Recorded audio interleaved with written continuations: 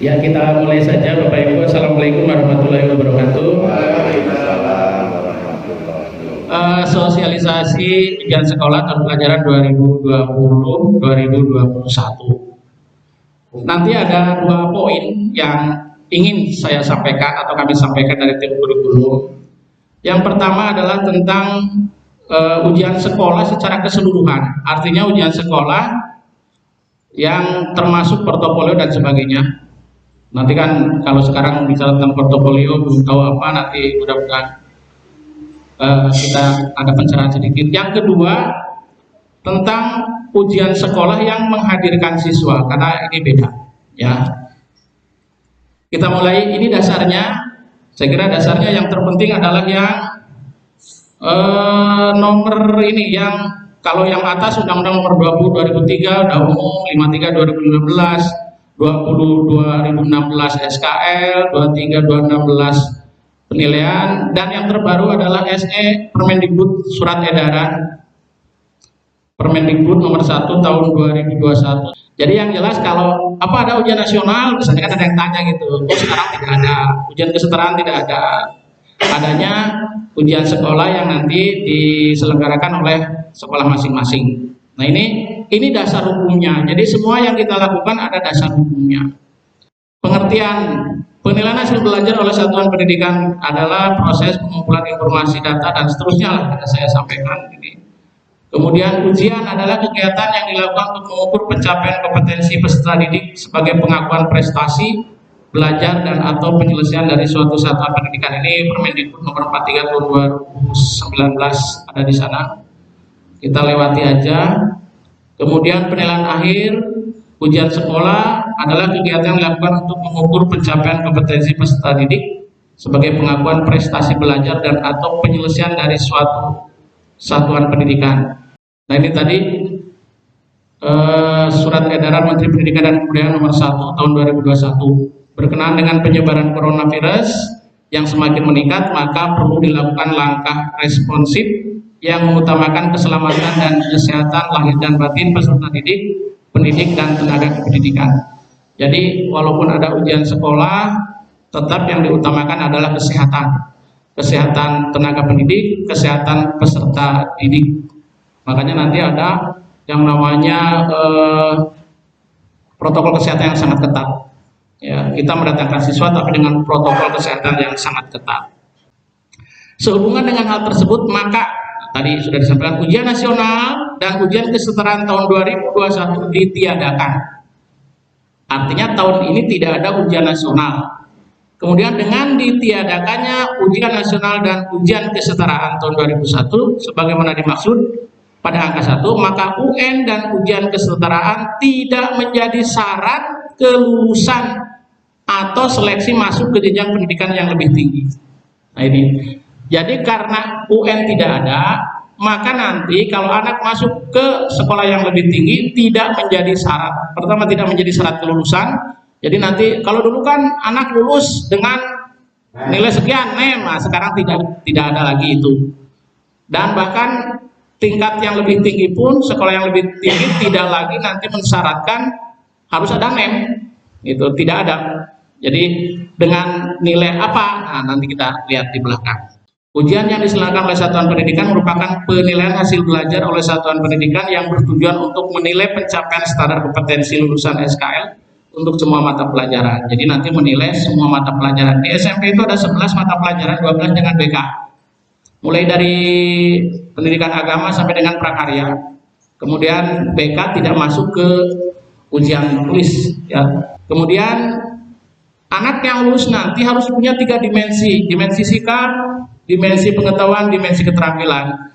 3 dimensi. Dimensi sikap yang pertama harus memiliki beriman dan bertakwa kepada Tuhan Yang Maha Esa, berkarakter jujur dan peduli, bertanggung jawab, pembelajaran sejati sepanjang hayat, dan sehat jasmani dan rohani. Jadi anak lulus SMP itu minimal dimensi sikapnya harus punya seperti ini. Gitu, dimensi sikapnya. Jadi harus beriman dan bertakwa. Kemudian dimensi pengetahuannya harus punya ilmu pengetahuan, teknologi, seni, dan budaya. Dimensi keterampilannya harus kreatif, produktif, kritis, mandiri, kolaboratif, dan komunikatif. tiga dimensi ini. Jadi anak nanti lulus harus punya tiga dimensi, sikap, pengetahuan, dan keterampilan. Nah ini, peserta didik pada akhir jenjang yang mengikuti ujian yang diselenggarakan oleh satuan pendidikan atau yang diselenggarakan oleh SMP Negeri Satuan Raja harus memenuhi persyaratan. Jadi harus memenuhi syarat. 1. Telah berada pada tahun terakhir di masing-masing jenjang atau program paket kesetaraan. Jadi berada di semester terakhir.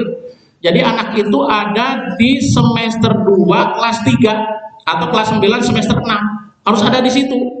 Kalau tidak ada, ya tidak bisa mengikuti. Itu maksudnya seperti itu. Kemudian memiliki laporan lengkap penilaian hasil belajar seluruh program pembelajaran yang telah ditempuh pada jenjang pendidikan tersebut.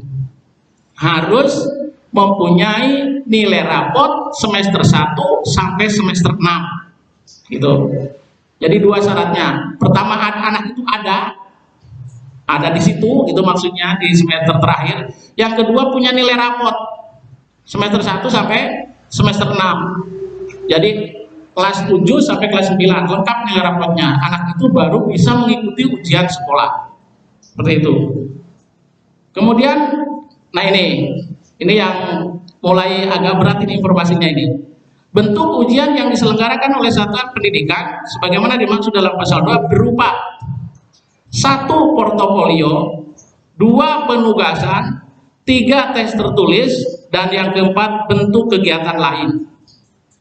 Jadi nanti SMP Negeri 1 Wanarja untuk membuat nilai ujian akhir di ijazah itu dari 4 sumber ini. Dari portofolio, dari penugasan, dari tes tertulis. Nah nanti ini yang kita bahas ini. Portofolio kayak apa, penugasannya seperti apa, tes tulisnya saya apa, gitu. Ini udah agak mulai agak berat ini. Kemudian bentuk ujian yang diselenggarakan oleh satuan pendidikan SMP Negeri 1 Wanarja dilaksanakan dalam bentuk portofolio. Nah mulai ini. Portofolio itu diambil dari nilai rapot. Portofolio itu. Kemudian penugasan dan tes secara luring atau daring. Tadi mungkin di ruang guru sudah disampaikan oleh kepala sekolah bahwa kita nanti tes tertulisnya akan diselenggarakan secara luring atau mendatangkan siswa dengan protokol kesehatan yang ketat. Nah, itu. Dan bentuk kegiatan lain. Nah ini yang keempat ini. Nanti ada khususnya untuk Kabupaten Cilacap. Kemudian, nah ini di Cilacap khusus. Di Kabupaten Cilacap, khususnya di SMP Negeri 1 Wanarja, ujian yang diselenggarakan oleh SMP Negeri 1 Wanarja hanya ada 3, bentuk lainnya tidak ada. Tadi kan ada 4 tadi bentuk lainnya. Yang di bentuk lainnya, nah bentuk lainnya tidak ada. Yang pertama portofolio. Portofolio itu diambil dari evaluasi nilai rapot, nilai sikap, perilaku, dan prestasi yang diperoleh sebelumnya berupa penghargaan atau perlombaan. Yang kedua penugasan, yang ketiga tes tertulis, luring atau daring, tapi kita sudah sepakat kemarin akan luring, gitu. Yang ya, nah ini saya sampaikan. Yang portofolio dalam proses, karena portofolio itu membuat nilai rata-rata semester 1 sampai semester 6. Baik pengetahuan ataupun keterampilannya. Nilai rapot itu kan ada 2, pengetahuan, keterampilan. Ada 3 sebenarnya, sikap, pengetahuan, keterampilan. Tapi yang untuk nilai akhir diambil dari rata-rata nilai rapot semester 1 sampai semester 6, baik pengetahuan dan keterampilannya. Pengetahuan, keterampilan setelah di rata-rata, pengetahuan di rata-rata, keterampilan di rata-rata, itu digabungkan lagi di rata-rata lagi. Itu nanti nilai portofolio ditambah dengan penghargaan yang dimiliki oleh siswa. Tapi yang linier itu maksudnya kalau PPKN ya LCC misalnya gitu. Kalau pendidikan agama apa ya Pak? Apa dulu ya? MAPSI misalnya gitu. Nah, ada nilainya juga tingkat kabupaten, tingkat kecamatan, beregu, perorangan ada. Gitu ya. Portofolio adalah penilaian berkelanjutan berdasarkan informasi yang bersifat reflektif negatif. Nah, sudah ini pengertiannya Kemudian tadi saya lanjutkan apa pertanyaan Pak Wagub, yang portofolio ini sedang proses karena kebetulan semester 6-nya Bapak Ibu guru belum semua jadi. Tapi kemarin 2 hari kurikulum menjadwalkan bahwa nilai rapot, rata-rata nilai rapot harus sudah masuk, dan ini alhamdulillah sudah masuk. Kemudian yang penugasan kemarin sudah dilaksanakan. Penugasan itu anak diberi tugas dikerjakan di rumah. Itu yang penugasan. Nah, yang tes tertulisnya yang nanti saya disampaikan di belakang itu tadi. Penugasan adalah pemberian tugas kepada peserta didik untuk mengukur dan atau memfasilitasi peserta didik memperoleh atau meningkatkan pengetahuan. Penugasan untuk mengukur pengetahuan dapat dilakukan setelah proses pembelajaran, sedangkan penugasan untuk meningkatkan pengetahuan diberikan sebelum atau selama proses pembelajaran. Jadi penugasan yang kami kemarin laksanakan itu ada yang diberi tugas dikerjakan di rumah, misalnya IPS. Anak-anak masuk diberi kertas, silakan buat peta, kerjakan di rumah, waktu tertentu oleh guru mapelnya, mau kapan perjanjiannya kumpulkan. Penugasan sudah dilaksanakan. Tinggal satu lagi, yaitu yang tes tertulis yang besok akan dilaksanakan tanggal 19 sampai sesuai jadwal itu 1 Mei, tapi karena 11 hari sampai tanggal 30 April. Tes tertulis adalah tes yang soal dan jawaban disajikan secara tertulis berupa pilihan ganda, isian, dan seterusnya. Ini yang tes tertulis. Nanti tes tertulis khusus ada pembahasan tersendiri nanti di belakang.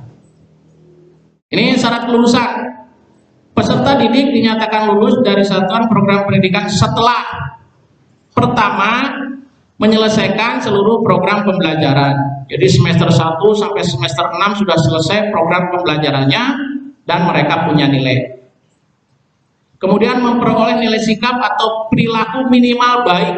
Jadi sikapnya harus baik. Di rapot itu bentuknya pakai kualitatif B. Ya, baik. Pokoknya minimal B, harus minimal B. Kemudian mengikuti ujian yang diselenggarakan oleh satuan pendidikan. Mengikuti ujian yang diselenggarakan oleh satuan pendidikan. Sementara ujiannya SMP Negeri 1 Wanarja ada 3. Portofolio itu yang nilai rapot, penugasan yang sudah kemarin, kemudian tes tertulisnya besok, seperti itu. Karena nanti ada persentasenya, portofolio berapa, penugasan berapa, tes tertulis berapa. Lanjut dulu, ya nggak apa. Persyaratan kelulusan. Peserta didik dinyatakan lulus dari satuan program pendidikan setelah menyelesaikan program pembelajaran di masa pandemi COVID yang dibuktikan dengan rapot tiap semester tadi sudah, memperoleh nilai sikap minimal baik, B, mengikuti ujian yang diselenggarakan satuan pendidikan. Ini 3 ini syaratnya. Nah ini, penting ini. Pokoknya 3, portofolio, penugasan, tes tertulis. Yang portofolio sekarang. Bentuk penilaian portofolio, 1, evaluasi atas nilai rapot. Caranya bagaimana? Membuat atau nilai rapotnya di rata-rata semester 1 sampai semester 6, baik pengetahuan maupun keterampilan. Setelah di rata-rata pengetahuan dan keterampilan, di rata-rata lagi. Kemudian nilai sikap minimal baik dengan melihat modus. Modus itu yang sering muncul. C, B, A. Minimal harus B. Seperti itu. Modus itu namanya. Kemudian prestasi yang diperoleh sebelum atau selama di sini. Prestasi itu berupa piagam. Yang ada nilainya. Kejuaraan yang ada nilainya. Karena nanti dilihat nilainya di sana. Ya, ada nilainya. Kemudian dokumen rapotnya kelas 7, 8, 9 untuk SMP. Kemudian sertifikat kejuaraan diambil 3 tahun, berarti selama sekolah di sini. Ini yang portofolio. Nah ini yang kejuaraan ini. Karena tadi portofolio itu ada kejuaraannya, maka bisa dilihat di sini. Kalau kejuaraan itu di atas nasional, berarti di atas nasional, internasional. Peringkat 1 kalau perorangan nilai 6,5. Beregu nilainya 6. Kemudian juara 2-nya 5,75, 5,5. Juara 3 4,75, 4,25. Ini yang di atas nasional, berarti internasional. Atau bisa ASEAN, bisa Asia, bisa internasional. Kemudian yang nasional bisa dilihat 1, 2, 3 perorangan beregu 55, 5, 475, 4,5, 4 dan 3,5.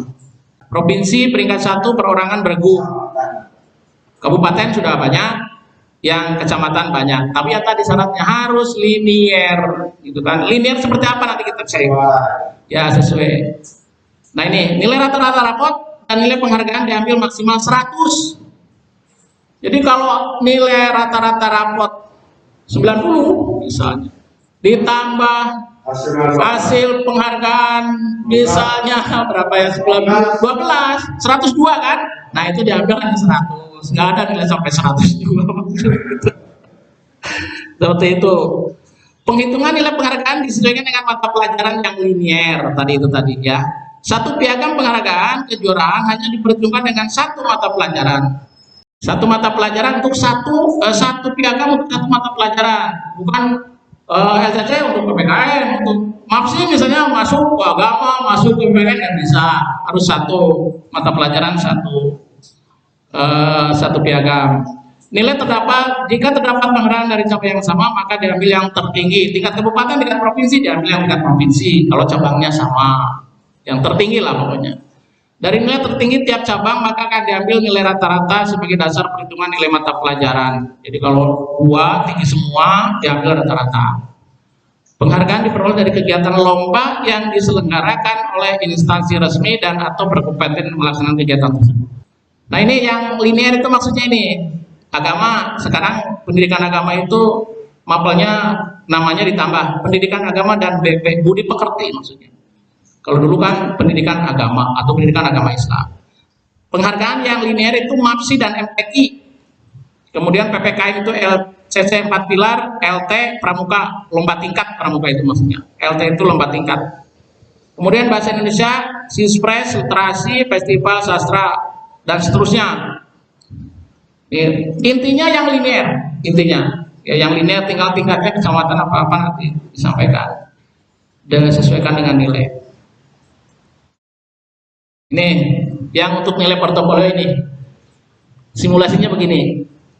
Nilai rata-rata rapot mapel IPA misalnya semester 1 sampai 6 itu 85. Ini sudah gabungan antara pengetahuan dan keterampilan, ketemunya 85. Kemudian nilai kejuaraan OSN IPA juara 1 tingkat kabupaten kan 2,5. Maka nilai portofolionya 85 ditambah 2,5 jadi 87,5. Itu portofolio yang diambil dari nilai rapor. Ini untuk simulasi portofolio. Jadi nilai rata-rata rapor ditambah penghargaan nanti akan ketemu nilai portofolio. Terus penugasannya gimana? Nah, nanti yang nilai portofolio. Sekarang yang penugasan. Bentuk penilaian penugasan untuk mengukur pengetahuan dapat dilakukan secara proses pembelajaran dan seterusnya, kisi-kisi soal dan sebagainya, dokumennya ada kisi-kisi penugasan, soal penugasan dan rubrik. Biasalah guru itu punya dapat kisi-kisi soal dan sebagainya, termasuk nilai penugasannya. Sama nilainya 0 sampai 100.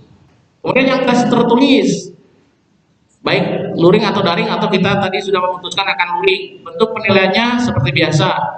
Ini tes tertulis yang akan diselenggarakan nanti tanggal 19 sampai 30. Nah ini penting ini Bapak Ibu kalau nanti ada yang tanya. Jadi untuk Kabupaten Cilacap, pembobotan nilai ujian sekolah atau nilai akhir yang nanti tertulis di ijazah itu ada dimensi pengetahuan dengan pembobotan seperti berikut. Nah ini, jadi ranahnya ranah pengetahuan. Nilai portofolio tadi sudah yang berasal dari nilai rata-rata rapot dan piagam penghargaan. Penugasan yang tadi diberikan oleh guru di rumah dan di sekolah. Kemudian tes tertulis yang nanti akan dilaksanakan. Itu pembuatannya seperti ini. Jadi untuk portofolio itu 50%. Untuk penugasan itu 20%, untuk tes tertulisnya 30%.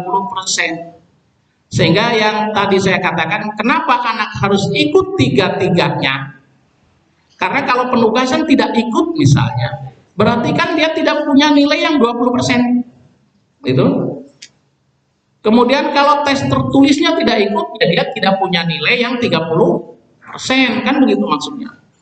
Maka kemudian harus ikut tiga-tiganya. Nah, yang sudah kita laksanakan adalah nilai portofolio dalam proses, nilai penugasan juga sudah selesai, walaupun ada beberapa anak yang memang belum mengumpulkan. Ini sedang kita usahakan supaya nanti anak bisa mengumpulkan. Dan yang tes tertulis yang 30% yang nanti akan kita laksanakan itu.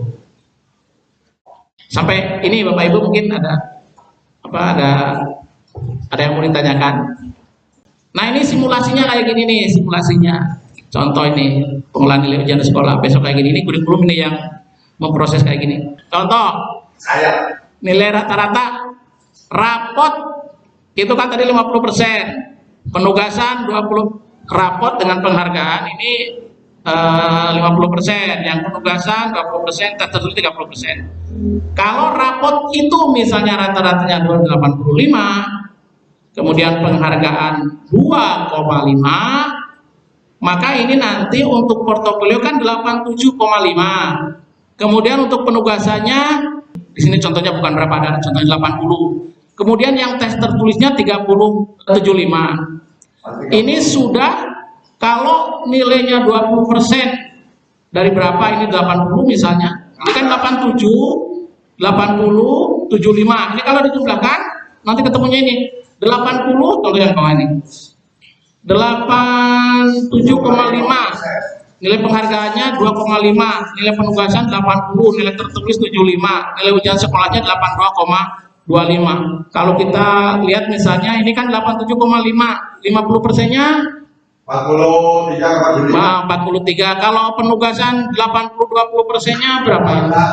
16. Terus 30% dari 75, 25. Sekian ini dijumlahkan jadinya 82,25. Gitu maksudnya. Nah, ini model proposnya kayak gini nih. Diulangi lagi. Jadi dimensi sikapnya harus baik. Dimensi pengetahuannya portofolio 50, penugasan 20, tes tertulis 30. Berarti nilai siswa, nilai portofolio 87,5, nilai penugasan 80, nilai tes tertulis 75 misalnya. 43,75, 87,5, 50%-nya kan 43,75. 80 dari 20, 16. Kemudian 30% dari 75, 22,5. Ya sedikit tadi, bukan 25. Nah, kemudian 4375 ditambah 16 ditambah 225 ketemunya 82,5, dibulatkan 82, karena pembulatan itu kalau kurang dari 5 ke bawah, kalau lebih dari 5 ke atas. Ini nilai akhirnya yang nanti akan ditulis di ijazah. Seperti itu. 82. Nah, itu Bapak Ibu untuk nilai ujian sekolah atau nilai akhir. Ada gambarannya, ada pertanyaan. Siapa tahu Bapak Ibu nanti ditanya loh di masyarakat itu.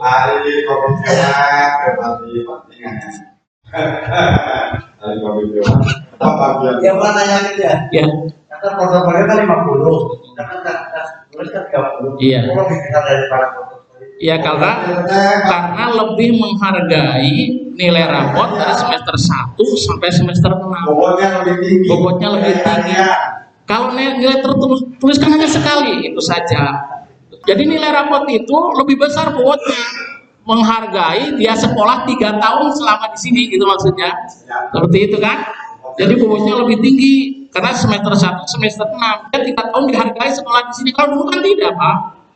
Dulu lulus nem itu hanya sehari dia mengerjakan soal, masa yang 3 tahun tidak diakui, kan dulu begitu. Kalau kalau sekarang nilai rapot dihargai, gitu. Seperti itu. Itu jawabannya, Pak. Yang lain, nah ini lagi-lagi kalimat ini pasti muncul terus. Ketentuan sebagai dimaksud di atas dilaksanakan sesuai dengan protokol kesehatan. Lagi-lagi protokol kesehatan terus, sebagaimana diatur dalam keputusan bersama Mendikbud dan seterusnya. Ini protokol kesehatan. Nah, ini yang tadi disampaikan oleh Bapak Kepala Sekolah ini. Kenapa ujian sekolah dilaksanakan di sekolah? Diusahakan tidak daring, tapi menghadirkan siswa. Ini mengembalikan hakikat ujian sekolah. Tujuannya 2, meningkatkan tanggung jawab, kemandirian dan kejujuran. Di rumah itu walaupun anak-anak kemarin pada saat PTN dan pas mengisi fakta integritas, tetap aja kita tidak tahu dia mengerjakan sama ibunya, mungkin atau sama bapaknya. Iya. Itu. Nah, mengembalikan ke sana supaya anak lebih jujur. Memudahkan dalam pengawasan dan pemantauan. Kalau di sekolah berhadapan ini kan lebih cepat memantaunya. Jadi di rumah kita nggak bisa. Kemudian untuk standarisasi pelaksanaan ujian sekolah, diperoleh hasil ujian sekolah yang lebih akurat, lebih valid. Kemudian upaya peningkatan dan penjaminan mutu. Ya, sebagai bahan pemetaan sekolah di Kabupaten Cilacap. Ini tujuannya. Jadi intinya mengembalikan pembelajaran gitu ya sesuai dengan karakter anak. Kita kan menilai karakter juga susah. Nah ini mengajukan izin kepada Kepala Dinas Pendidikan dan Kabupaten Cilacap dilampiri print out daftar periksa pada laman Dapodik. Sudah ini. Kemudian 2. Surat pernyataan kepala sekolah dan telah memenuhi semua daftar periksa yang meliputi ketersediaan sarana sanitasi dan kebersihan dan tempat cuci tangan itu. Kemudian toilet bersih, sarana cuci tangan dan disinfektan. Jadi surat izinnya saja harus isinya gini. Kemudian mampu mengakses fasilitas layanan kesehatan dekat dengan puskesmas maksudnya. Kesiapan menerapkan area wajib masker. Ini syarat. Kalau ini baru surat izin ini harus dilampiri seperti ini. Kemarin kita sudah mengajukan surat izin dan sudah ditandatangani atau sudah ke Komda maksudnya. Nanti Komda yang bawa ke sana. Memiliki termogan. Yang keenam, kita punya 3, punya 2, 3 nanti ditambah. Melakukan pemetaan warga satuan pendidikan yang tidak boleh mengikuti ujian di sekolah. Misalnya, kita memetakannya agak susah ini anak. Misalnya memiliki kondisi medis penyerta anak punya penyakit bawaan, itu yang komorbid itu penyakit bawaan. Tidak memiliki akses transportasi yang memungkinkan penerapan jaga jarak. Memiliki riwayat kontak erat. Kemudian membuat kesepakatan bersama kepala sekolah dengan komite. Baru udah tanda tangan ya. Nah, surat izin dari orang tua ini. Orang tua sekarang datang. Itu sambil mengumpulkan surat izin. Karena kemarin surat izinnya diberikan kepada siswa. Harusnya hari ini siswa datang, tapi kemarin kebijakan siswa jangan datang. Yang hari ini yang datang orang tua saja. Sambil sosialisasi, sambil membawa surat izin. Kemudian kantin dan pedagang di lingkungan sekolah untuk sementara tutup. Sudah setahun lebih tutup ini kantin. Iya, nggak ada pembelinya. Ini baru syarat kalau akan ujian tulis di sekolah. Syaratnya seperti ini. Pak Parpun kemarin sudah suruh tanda tangan mungkin itu. Ya. Siap. Nah ini, selama sebelum dan setelah US, sarapan, konsumsi gizi seimbang ini untuk semua, anak, guru, gitu kan, orang tua mungkin yang memastikan diri dalam kondisi sehat, menggunakan masker kain 3 lapis, menjaga jarak aman minimal 1,5 meter. Nanti tempat duduknya dilihat ada simulasi tempat duduk, ya. Walaupun kemarin saya agak kesulitan dengan tim kurikulum, wah kalau tempat duduknya kayak gini harus meja segini, diselang-seling, ruangannya nggak cukup. Akhirnya ada kebijakan. Jadi berapa ruang? 24 ruang. Nanti kenapa 24? Nanti akan dilihat. Melakukan cuci tangan pakai sabun. Udah otomatis ini. Wajib membawa perlengkapan ujian sendiri. Tidak boleh pinjam-meminjam. Pokoknya punya sendiri. Nggak boleh pinjam. Hindari menyentuh permukaan benda-benda. Menuju ke sekolah dengan berjalan kaki, bersepeda, diantar keluarga, atau menggunakan transportasi publik yang menerapkan jaga jarak. Ini nanti wali kelas menyampaikan ke orang tua termasuk antar jemput. Berarti apa terbaiknya Pak? Ya. Apa terbaik? Selama pandemi tidak bersalaman dengan guru, langsung masuk ke ruang ujian. Gak boleh berkerumun, namanya anak tapi tetap aja. Menempati tempat duduk sendiri dan tidak berpindah-pindah. Masuk dan keluar ruangan ujian secara bergantian dan tetap menerapkan jaga jarak. Nah ini kemarin dibahas nih. Kemudian pulang mandi dan mengganti pakaian sebelum berinteraksi fisik dengan orang lain. Ini untuk siswa atau untuk semua lah, guru juga begitu. Nah ini untuk pelaksanaan ujiannya. Jenjang SMP saja, SMP Senin sampai Sabtu 19 April sampai 1 Mei 2021. Tetapi jadwal itu bukan sampai tanggal 1 Mei, tapi sampai tanggal 30 April. Karena 11 hari, kan 11 Mapel. Jadi 19 sampai 30 April di jadwal. Itu untuk jenjang SMP. Kemudian, nah ini yang waktunya pukul 8 sampai 10, ada perubahan ternyata kemarin. Saya sudah buat administrasi 8 sampai 10, ternyata ada masuk lagi informasi jadwal, ternyata beda. Jadi untuk mapel yang biasa pakai ujian sekolah dan ujian nasional itu 2 jam, 07.30 sampai 09.30. Tapi untuk mapel yang biasa di tes itu jam kedua, PPKN, misalnya penjas, kemudian bahasa Jawa, itu hanya 1,5 jam, 07.30 sampai 09.00. Jadi ini ada perubahan. Nah ini kapasitas tempat duduk. Kalau untuk SD, kalau normal kan 28, COVID yang 59 14. Nah tapi untuk SMP, ujian sekolah COVID, yang ujian sekolah COVID yang ini nih, bukan yang ini kan pertemuan tatap muka. PTM itu tatap muka, pembelajaran tatap muka itu kalau SMP 16. Jadi di sini biasanya dibagi 2, 32 sesi 1 sesi 2. Tapi untuk ujiannya itu hanya 11. Jadi besok 24 kelas kepakai semua, yang satu untuk ruang pengawas. Karena kan di sini 52 siswanya, 8 kelas. Jadi satu kelas 3 ruang. Semua ruang itu 11 isinya, kecuali ruang 23 hanya 10. Kan 252 itu pas, sudah saya buat. Harus 11 gitu. Jarak tempat duduk minimal 1,5 meter, jadi 1,5 meter jaraknya. Jarak meja depan dengan papan tulis 3 meter. Kemudian nomor meja diberi jeda 1 meja kosong dan posisi duduk dibuat cicak. Nah ini yang tidak bisa kita laksanakan nih, yang ini nomor 3 ini. Nomor meja diberi jeda 1 meja kosong dan posisi duduk dibuat zigzag. Kemarin sudah disimulasikan. Kalau diberi jarak 1 meja 1 itu berarti meja itu di kelas harus 22. Padahal di kelas itu meja hanya 16. Kan 32 siswanya. Akhirnya kemarin dibuat hanya 3 baris, 1, 2, 3. Yang penting jarak ke sini 3 meter. Kan kalau 1 kosong ada lagi gitu kan, jaraknya harus 1,5 berarti 3 meter kalau digunakan. Ke belakangnya yang sebelah kanan 4, sebelah kiri 4, yang tengah 3, kan 11 pas. Jadi sisa mejanya digulung di belakang dan di depan untuk tempat tas. Jadi dari sana misalnya 1, 2, 3, 4, 5, 6, 7, 8, 9, 10, 11. Kalau sesuai dengan contoh ini, misalnya contohnya ini ruang ujian. Nah ini contohnya, ini kan ini kosong, ini ada, ini kosong, ini ada. Ini kalau bentuknya persis kayak gini nggak cukup kelasnya. Ke belakangnya kan harus 11 ini, 11 anak. Kalau ini untuk SD cukup, SD kan 8 tadi ya. Kalau SMP nggak cukup ruangannya gitu.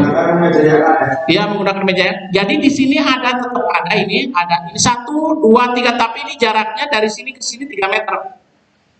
Ini kan 1,5 kan 3 meter. Nah kita buat juga 3 meter, tapi di sini ada gitu. Karena kalau di sini tidak ada kayak gini persis nggak cukup gitu. Artinya kita patokannya ke jaraknya. Karena yang penting jaraknya 3 meter. Ini contohnya kayak gini. Kalau untuk SD cukup ya 8 sih. Nah ini, mata ujian sekolah diberikan 1 mata pelajaran per hari, 11 hari. Bahan ujian beserta lembar jawab dibagi secara bersamaan dalam 1 waktu kepada peserta ujian. Pada saat membagi bahan ujian dan mengambil lembar jawab, pengawas ujian memakai sarung tangan. Bahan ujian yang telah digunakan tidak dibawa pulang oleh peserta ujian. Jadi diletakkan di kelas. Nanti kemarin tekniknya saya menyampaikan gini ke Bapak Ibu guru. Pokoknya nanti kalau sudah selesai letakkan di atas meja, anak suruh keluar dulu. Nanti ngambil lembar jawabnya setelah anak tidak ada. Kalau anak ada, nah berarti nanti guru mengambil itu nanti berdekatan dengan anak, itu maksudnya. Itu. Peserta mengerjakan soal ujian dan tanda tangan daftar hadir menggunakan alat yang dibawa sendiri, alat tulis maksudnya. Peserta tidak mendekat peserta lain untuk meminjam alat, meminta jawaban, dan aktivitas lain yang berakibat tidak bisa menerapkan jaga jarak. Peserta yang selesai mengerjakan soal, meletakkan soal dan lembar jawab di meja masing-masing. Selesai mengerjakan soal UAS, wajib meninggalkan ruangan ujian secara bergantian. Bergantian kan bubarnya. Meninggalkan ruang ujian wajib dengan pemantauan. Nah, kemarin ini petugas gugus COVID-nya diperbanyak. Biasanya hanya 8, kemarin 13. Nanti akan dipasang 2 di sana, di jalan 1, di sini yang termogan 2, di sini 1, 3, di ruangan tempat ruangan 6, kemudian di wilayah tertentu ada lagi. Selesai ujian langsung pulang ke rumah dengan prokes protokol kesehatan. Berikut, peserta tidak mengikuti US di sekolah. Nih, kalau terpaksa tidak bisa ikut. Ada syaratnya, boleh tidak ikut tapi ada syaratnya. Kondisi kurang sehat, terkonfirmasi positif COVID, kontak erat dengan orang positif COVID, tidak mendapat izin dari orang tua wali. Nah, ini yang jadi dilema ini. Sekolah menghentikan US di sekolah. Nah, ini bisa menghentikan, tapi tidak lanjutnya kalau dihentikan diulangi lagi kapan? Saya belum baca di sini. Misalnya, mudah-mudahan janganlah ya, kita tidak mengharapkan sekolah menghentikan US. Apabila terdapat warga sekolah yang terkonfirmasi positif COVID, ya, terbukti tidak memiliki fasilitas prokes, paskes tidak berfungsi dan atau tidak dapat menerapkan protokol kesehatan secara ketat. Nah, mudah-mudahan kita bisa melaksanakan ini, tidak dihentikan ujian sekolahnya. Kalau dihentikan semua ubah, mau apa kita? Nah, mengganti pelaksanaan US secara jarak jauh atau luring. Tidak lanjut, mempelajari panduan pelaksanaan US. Nah, ini melaksanakan sosialisasi kepada komite guru orang tua. Ke guru sudah, komite sedang, ke orang tua sedang. Berkomunikasi, ini kepala sekolah kebetulan juga anggota tim gugus COVID. Sekolah menyiapkan review akses memiliki sudah. Nah, sekolah mengajukan surat izin kepada Kadin, kepala dinas, untuk pemasangan US di sekolah dengan dilampiri tadi itu. Print out daftar periksa dapodik sudah. Pokoknya intinya surat izinnya sudah kita ajukan. Karena mengumpulkannya di Komda yang akan dibagi Cilacap. Ini sudah dipenuhi semua. Print out, pernyataan sikap melaksanakan dari sekolah, diketahui komite, surat izin orang tua, dan rekap peserta. Kemarin sudah. Ini rekap pesertanya seperti ini. Nama, misalnya NIS, NISN, laki-laki perempuan, tempat tanggal lahir, nama orang tua, keterangan. Ada ketentuannya, isi usulan, per lembar 20 siswa, kertas yang 4, dan seterusnya. Ini paling lambat tanggal 6 April. Dulu sudah disampaikan. Ada pertanyaan? Bapak Ibu silakan. Yang mungkin tadi saya kurang rinci atau kurang apa. Mudah-mudahan saya menyampaikan ini bukan karena bisa, bukan karena apa-apa, cuma karena saya diberi tugas oleh kepala sekolah pertama itu. Kebetulan ini kurikulum yang harus menyampaikan. Seperti itu. Di kurikulum itu wakannya satu, tadi Bu Ana, wakannya Bu Jayana, kemudian ketuanya saya, anggotanya Bu Triastuti sama Bu Primadini. Jadi tadi sudah saya kira lengkap lah protokol kesehatan yang dijalankan. Aturannya tinggal pelaksanaannya. Tinggal pelaksanaannya. Kayaknya orang pohon ya, mulai dari awal masuk sudah begitu. Dengan harus diperiksa suhu dan sebagainya, melibatkan semua guru, jadi pengawas semua. Apa masih ada sisa yang lain? Iya. Kesepakatan sampai hari ini kita tetap akan melaksanakan secara menghadirkan siswa 19 sampai 30 April dengan surat izin ke dinas sudah disampaikan dengan tadi dilampiri dan sebagainya. Kemarin kami sudah koordinasi dengan para guru di sini, sudah dibagi-bagi tugas. Yang tadinya pengawas itu 1 ruang 2, kemarin saya ambil lagi 1 ruang 1. Yang lain untuk mengamankan sebagai gugus COVID, yang lain. Karena di sini pengawas itu 35 diambil 23. Nah sisanya untuk gugus COVID disebar. Kemarin saya dengan Pak Wino, karena Pak Wino wakil ketua gugus COVID-nya sudah menyampaikan koordinasi seperti itu. Jadi pengawasan di ruangan toh hanya 11 anak, sedikit gitu ya. Jadi satu ruang satu pengawas saja. Nanti yang lainnya disebar sebagai tim gugus COVID. Ada yang pertama masuk sudah dibagi-bagi kemarin, masuk keluar dan sebagainya di tempat-tempat tertentu. Ada yang tukang nyemprot juga sudah diusahakan. Kalau secara administrasi sudah siap. Pelaksanaan teknis mudah-mudahan nanti kita bisa melaksanakan. Pemantauan nanti dari tim gugus COVID mudah-mudahan tidak ada yang salah di kita, sehingga makanya itu saya dengan Pak Kadus juga mohon kerjasamanya. Cukup? Sudah cukup ya? Mudah-mudahan apa yang saya sampaikan bisa memberi pencerahan atau sedikitlah informasi, bahwa nanti kalau ada yang bertanya atau minimal informasi untuk komite tahu lah. Kalau ada yang bertanya ya yang tadi sudah disampaikan boleh dijawab. Itu saja dari saya. Mohon maaf apabila banyak tutur kata yang kurang berkenan dan sikap saya juga yang tidak sesuai dengan harapan Bapak Ibu. Saya akhiri, sekali lagi mohon maaf, saya akhiri. Wassalamualaikum warahmatullahi wabarakatuh.